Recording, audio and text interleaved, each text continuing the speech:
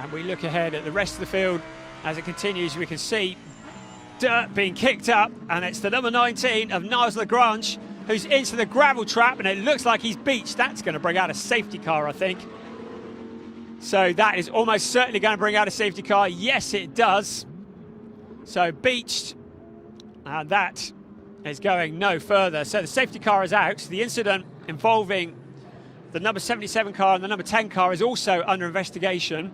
That is obviously Marcus Pommer and Henrik Skoog. So the contact that they had is also under investigation. And that is a slow-moving Rolf van Eycken. So he's had some contact, and he pulls over to the side of the track.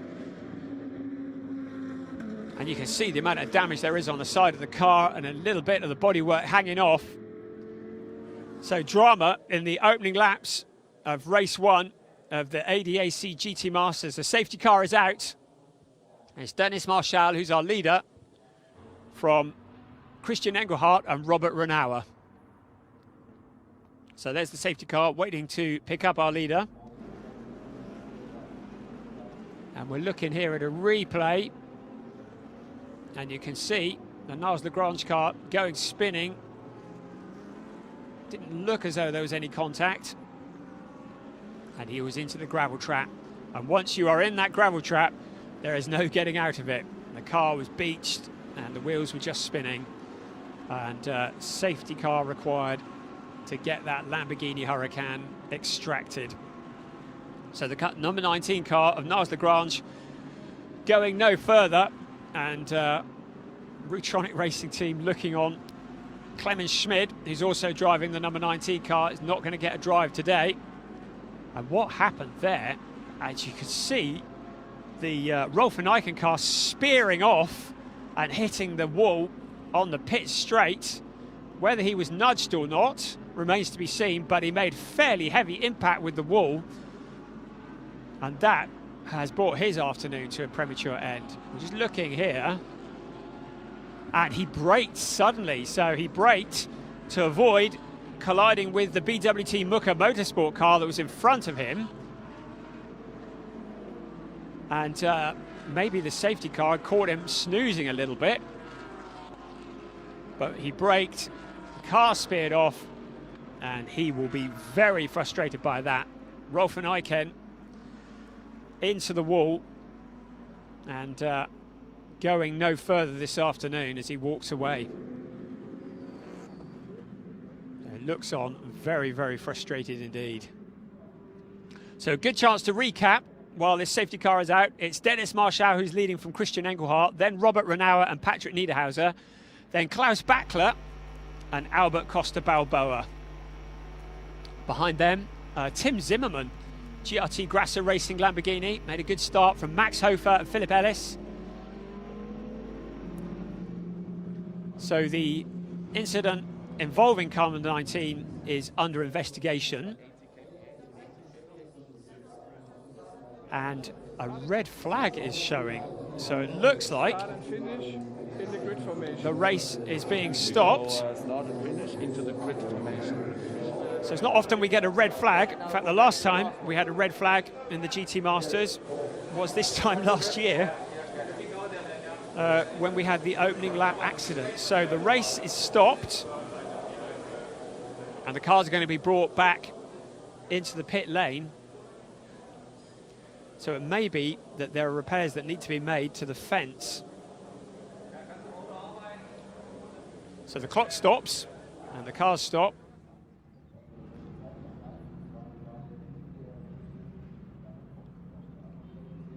And silence falls on the Hockenheimring as the cars are brought temporarily to a halt. So they'll just come around behind the safety car at the moment, and then very shortly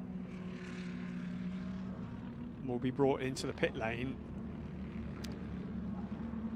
So the red flag might be because there's damage to the fence, or it might be just because we need better access to remove that number 19 car.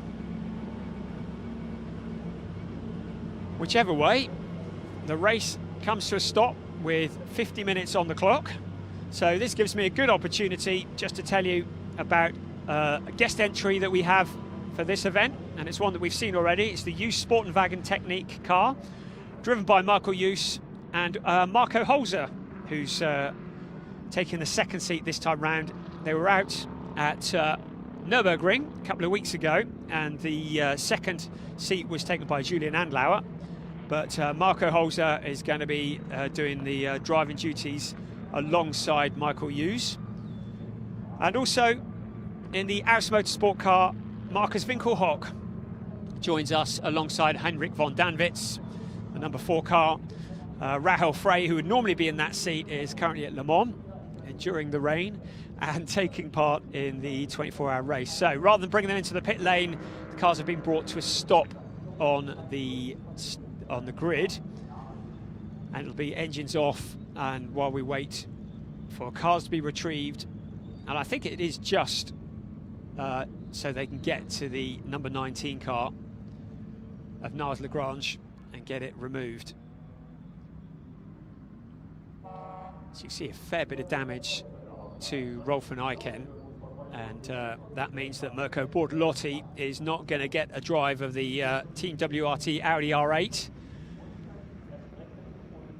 As we see the tow rope breaking. It's turning out to be one of those days.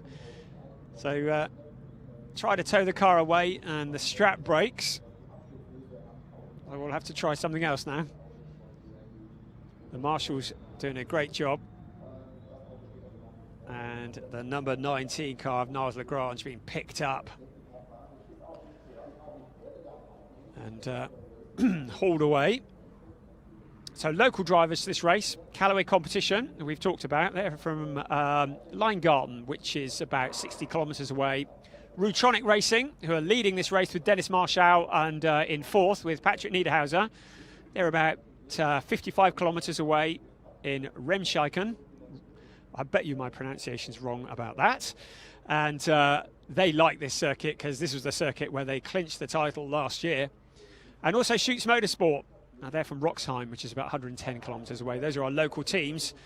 Of the drivers, Jens Klingmann is practically next door. He's, 20 kilometres away from the circuit. Dennis Marshall, our race leader, Van der Linde, looking for their first win of the year in the defence of their title. As we look again at the Konstantin Skoll Bentley spinning and narrowly avoiding the fence, and narrowly avoiding Heinrich von Danwitz as well.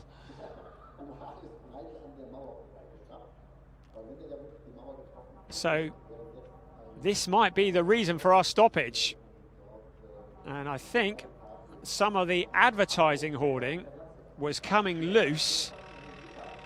So that's why the race has been stopped. Well, that's that mystery answered. We had no notification of it on our screens, so unceremoniously, those are expensive sides, those are. Just screw it up and put it in the back of the van. But clearly that was coming loose, and that's why we've had this red flag. Maybe the more eagle-eyed viewers would have seen that, but don't tend to look at the advertising hoarding. So well spotted, whoever spotted that. Tear it down so that it doesn't fall down, because advertising hoarding falling down mid-race would be very bad news indeed. So having a look at another replay